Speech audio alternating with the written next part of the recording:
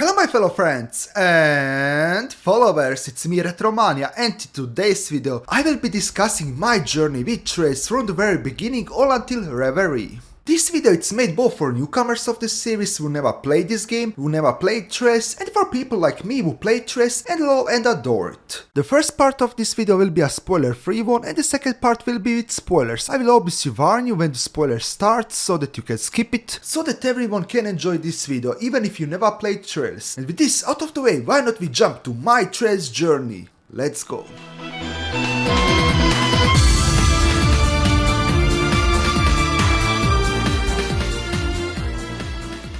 First things first, what exactly is Trace? Well, Trace is a turn-based JRPG with free movement combat system where we move around and where character position matters. The series stretches through multiple games and each game is connected, everything plays out in the same timeline, same continent, same planet, everything. And characters from like 10 games ago can reappear again in the newest game 20 years later. This series, it's a huge time commitment, but trust me, the time commitment pays off. It's well worth your time. Also, yes, this is all of my Trace merchandise. I know I have a lot of Trace merchandise because I love this series so much, and every series I love, I buy a lot of merchandise. But even the physical games are more merchandise to me because I played all of them digital on my desktop PC and on my Steam Deck. I am still sane, guys. I think maybe I'm insane, I don't know, maybe I'm insane, but yeah. I just love buying merchandise for games I fell in love with, and Trace it's no exception. And with this out of the way, why not we jump to the first section of this video, the gameplay.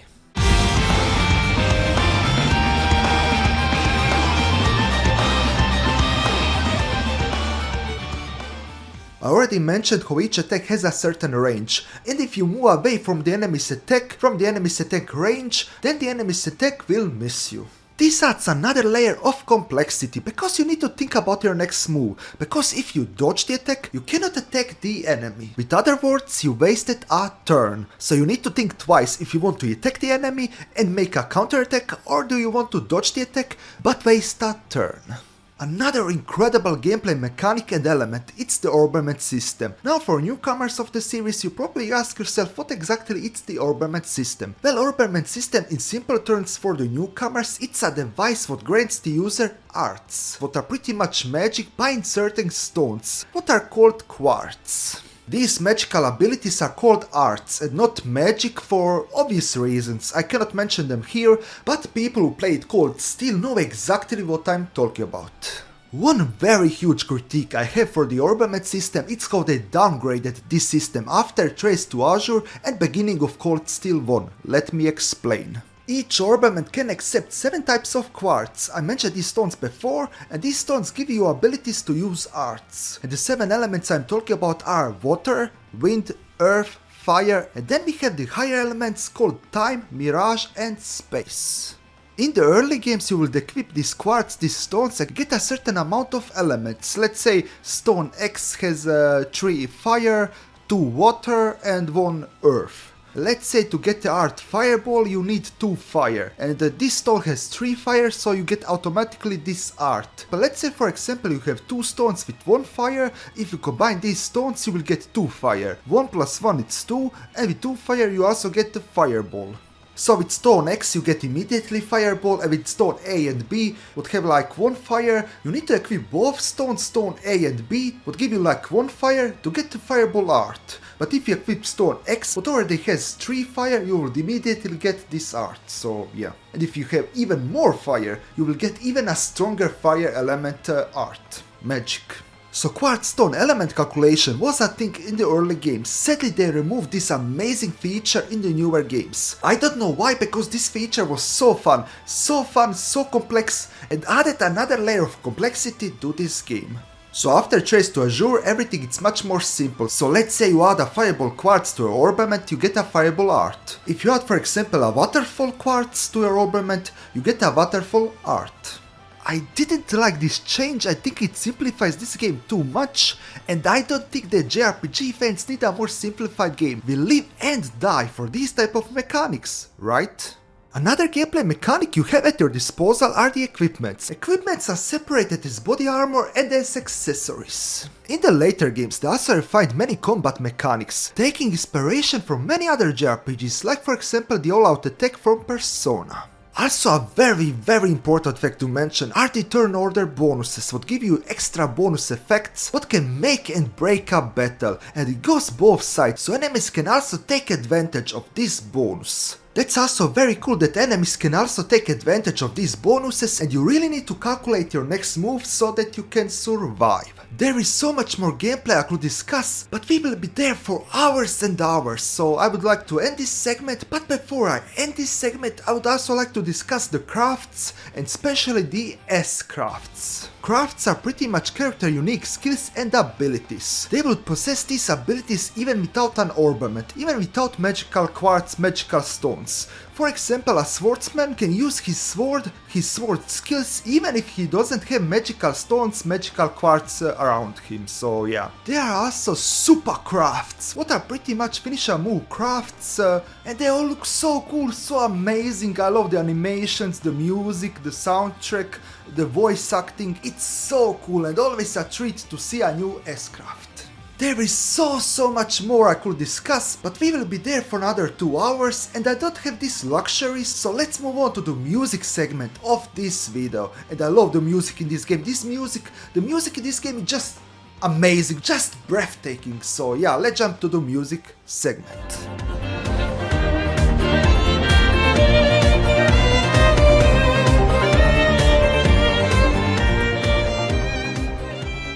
The music in Trails is absolutely incredible, one of the best video game music I have ever heard. There are not so many games that can compete with Trails in terms of music. There are a couple of them like Persona, Ace Attorney, Xenoblade, Grandia and Need for Speed Most Wanted 2005. Still, Trails music is incredible and one of the greatest in video game history. Here are some examples why Trails music is on the very top and one of the best video game music ever.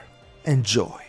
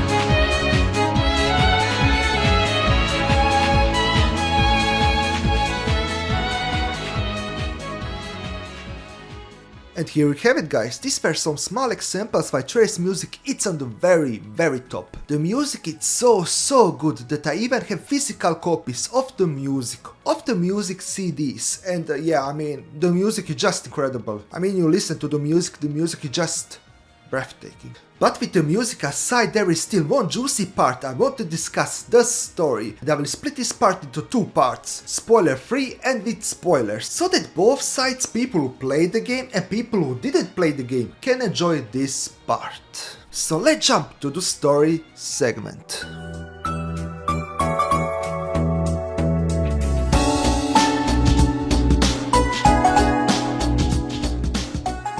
I will of course timestamp the spoiler free and the spoiler segments, so that you can skip it. But for now I will discuss the surface level story of Trails, so that newcomers get a small picture what Trails is all about. Trails, how I mentioned before, it's an interconnected series. Every game is connected, more or less. There are multiple arcs in Trails and each new arc introduces new characters, new setting, but Don't think you can skip Trace in the Sky and immediately jump to Crossspell games. Trace from Zero, because characters from Trace in the Sky will reappear in Crossspell and have their conclusion arc there, for example Estelle, Joshua and Ren. So please, if you can, obviously only if you can play them in order, please, if you have any means necessary, play them in order. Otherwise you will regret it. Like for example this reviewer. This brings me to a trio of characters that threw me for a loop. As I was playing and watching their part of the story unfold, but also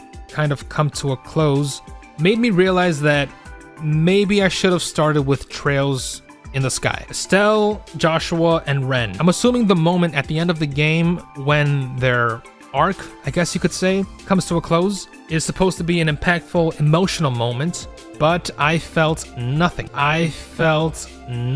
That's when I realized that playing these games in release order is probably the best way to play them. If I don't, I'm pretty sure there's going to be other moments and references throughout the series that just fly over my head. There you have it guys, I don't say you need to play them in order, but if you play them in order, you will have the best experience. And if you want to play them in order, start from Trace in the Sky FC, first chapter, then Trace in the Sky SC, second chapter, then Trace in the Sky the third game, then Trace from Zero, Trace to Azure, then you can start with Cold Steel 1, Cold Steel 2, 3, 4, and after 4 you can start Trace into Reverie, and after Trace into Reverie you can start with Daybreak. And after Daybreak, wait for the Daybreak 2 release, English release, or play Chrono Kiseki 2 Crimson Sin with fan translation. Imagine Trace like our real world, where characters can travel around, let's say from one country to another country, via airplanes, cars, trains, and so on. And so to the main protagonist in Trace, they travel from one place to another place. It's a very political game, but not in a bad way. It's not politically forced BS you see nowadays in video games. It's very educationally political. They tackle very deep discussions, very deep political discussions, like wars with other countries, political negotiations, social classes, like for example in Erebonia, where we have social classes like commoners and nobilities, king and queens. While for example in, let's say, Calvert, we have a president, not a queen or king, but a president. And this is a very good selling point for Trace, because one political decision carries over from one game to another. The lore, the world building in this game is just insane. And because the games are interconnected, each game is connected, it works perfectly well. And I love it. And all the lore, world building creates more questions than answers. What happened 1200 years ago? Why did the goddess bestow the 7 Septarians to humans? What is the goal of Ouroboros? So many questions. It's similar to, let's say, Kingdom Hearts, where you get multiple puzzle pieces through multiple games, and you need to put the puzzle pieces together, and that makes Trace a perfect game for theories. There is a lot of theories in Trace. The theory community in Trace is very strong, very comparable to Kingdom Hearts or even One Piece.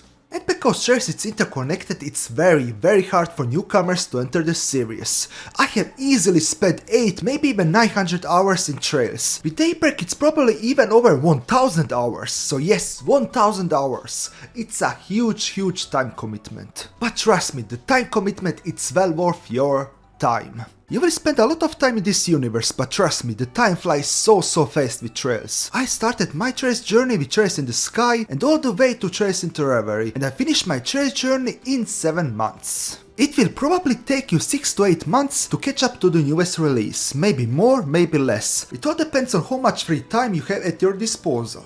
Trace it's also a rollercoaster of emotions, a lot of plot twists, betrayals, happy moments, romantic moments, sad moments, depressing moments, dark moments, very dark moments. Oh, we will get there. And this rollercoaster of emotions, it's a very big reason why I fell in love with this series. I will now jump to the spoiler segment, so please, if you never played Trace, I would highly recommend to skip this part. And obviously once you play Trace, you can come back and watch this part. And yeah, with this out of the way, let's jump to the spoiler segment of this video. Let's go.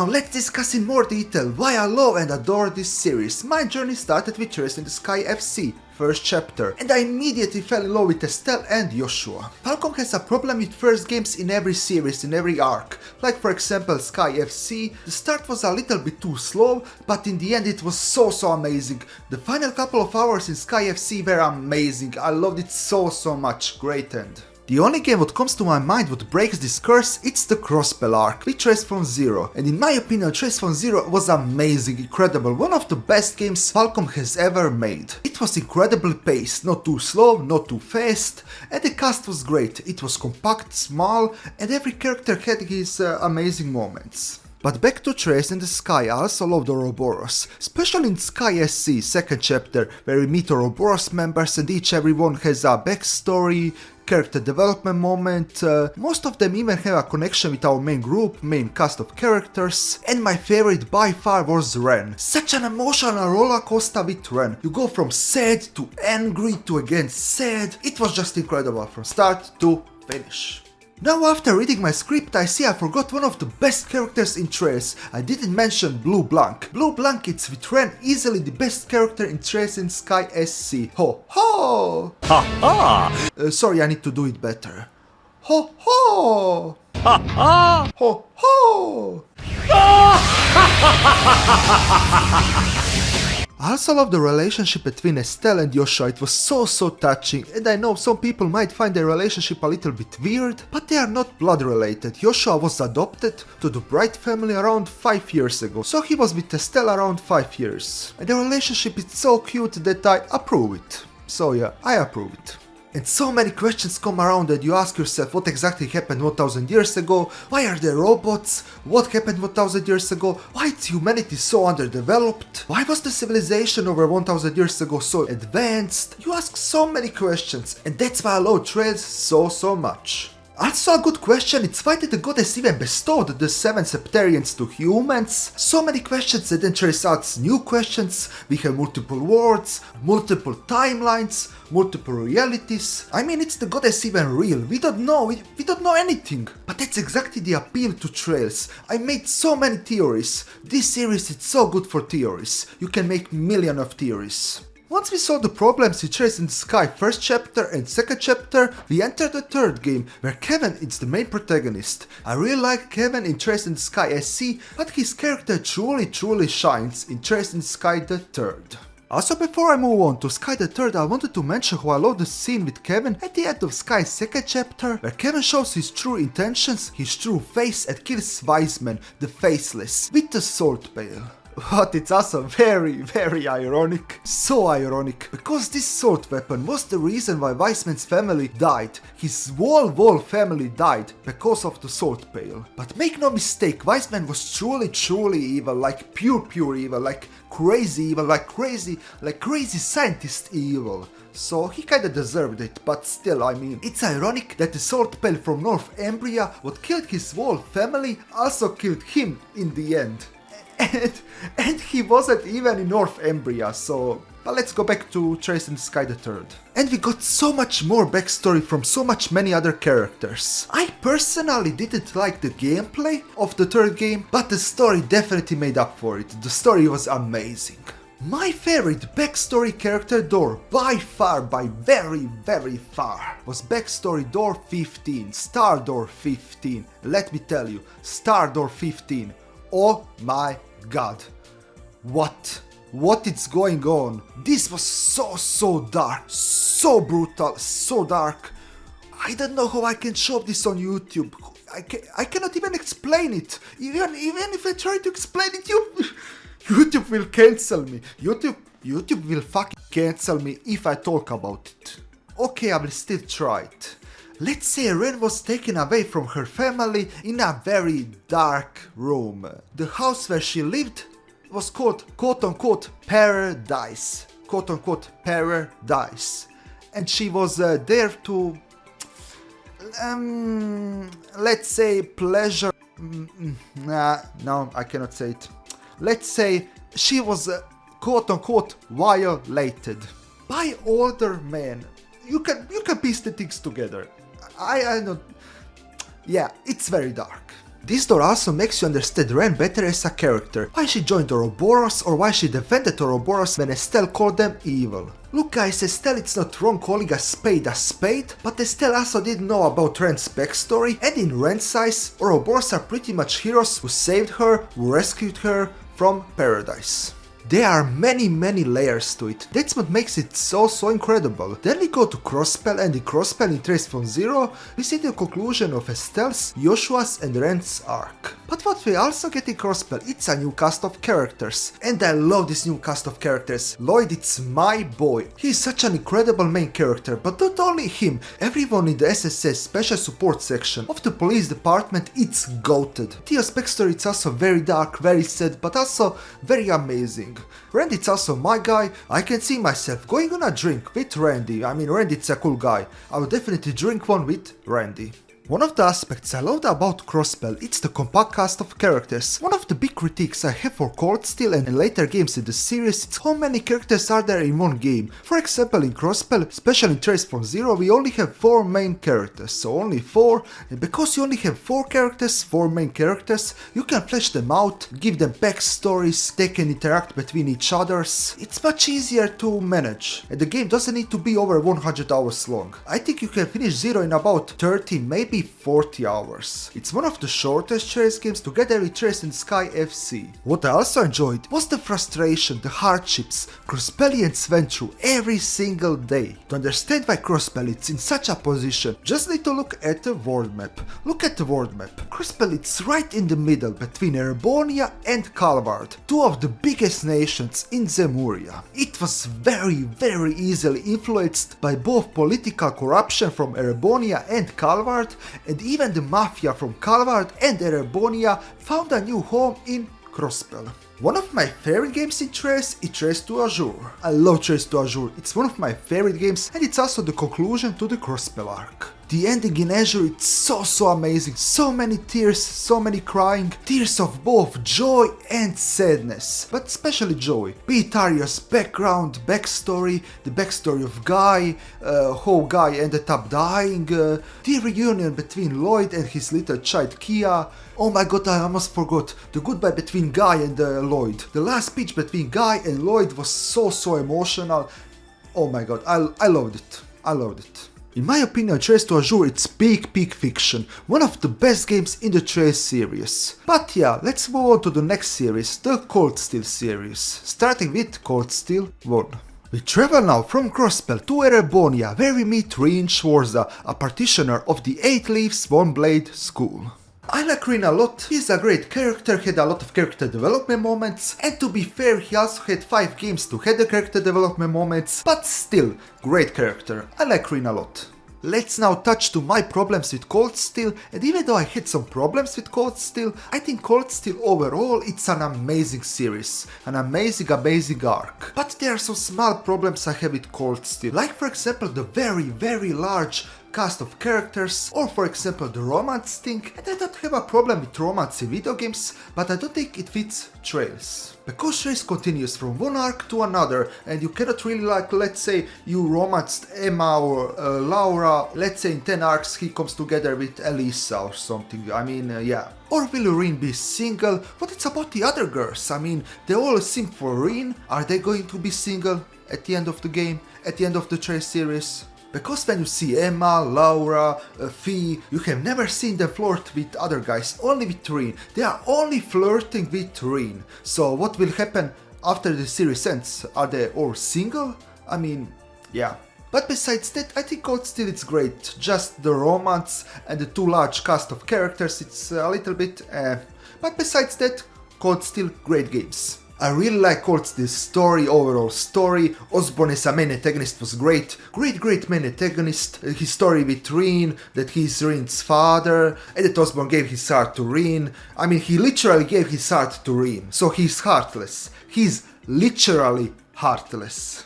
We also saw more of Oliver, or his second name, what I like much more, Olivier. He is easily one of my favorite characters in Trace, such an amazing character, and the end of Cold Steel 3 hurts so much when the explosion happens, and Olivier it's there, and Oh my god. I personally don't like fake outs and what happens later in Cold Steel 4, but it's Oliver, so I will allow it. I really didn't like Cold Steel bringing back so many dead characters and so many dead fake outs, but Oliver gets a pass because, well, it's Oliver, so Olivier gets a pass. And that's a big reason why he gets a pass is because, well, of the wedding and everything, and I love Shereza, I love Olivier, Shereza and Olivier getting married, it's so amazing, Oliver deserves it. Justice for Oliver.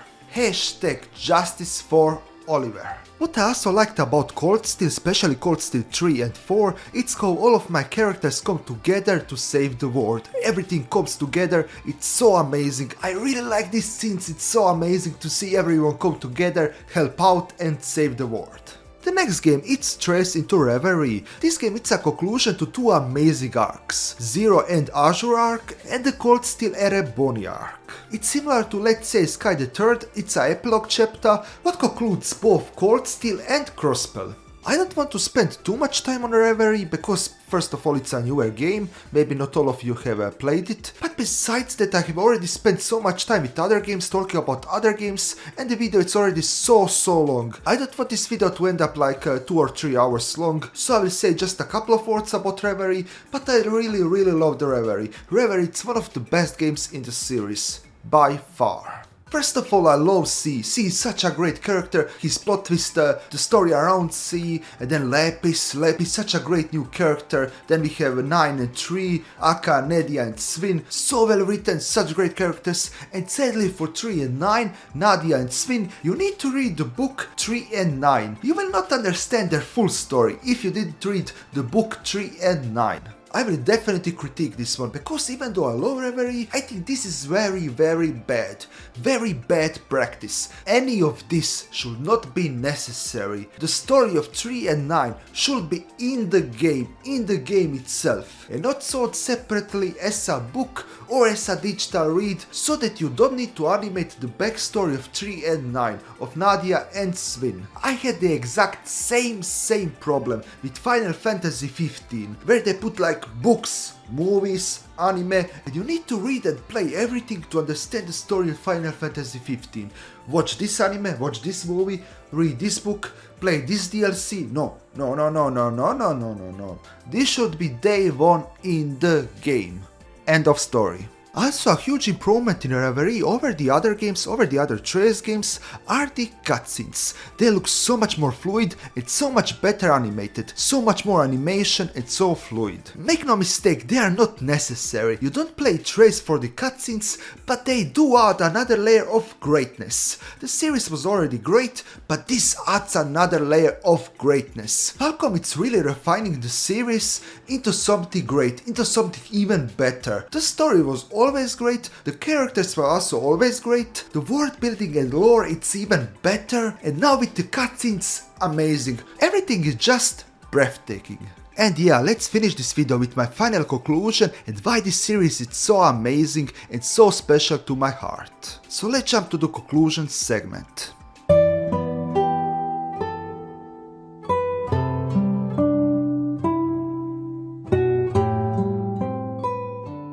I cannot tell you how much I fell in love with this series. Trace does something only Trace does. Falcom took a huge risk by forcing people to play pretty much all games, from start to finish, to understand the overall world, story, world building, lore, characters, everything. But this risk also created one of the best stories and world building ever created in any video game, in all of video game history. This is one of the greatest, one of the best, and this risk in my opinion absolutely paid off. Falcom definitely puts writing, story, characters, world building over money, and I appreciate it. Obviously they also want money, but they are not like EA or Ubisoft or whatever. In today's age of microtransaction and live service, Trace it's a godsend, a godsend.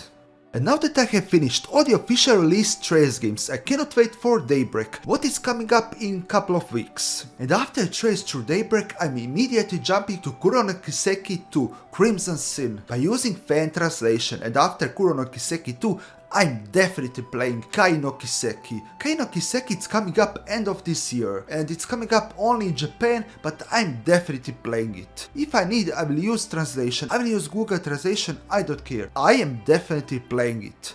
If I need, I will go grab a Japanese person, drag it to my house, and he will translate everything to me.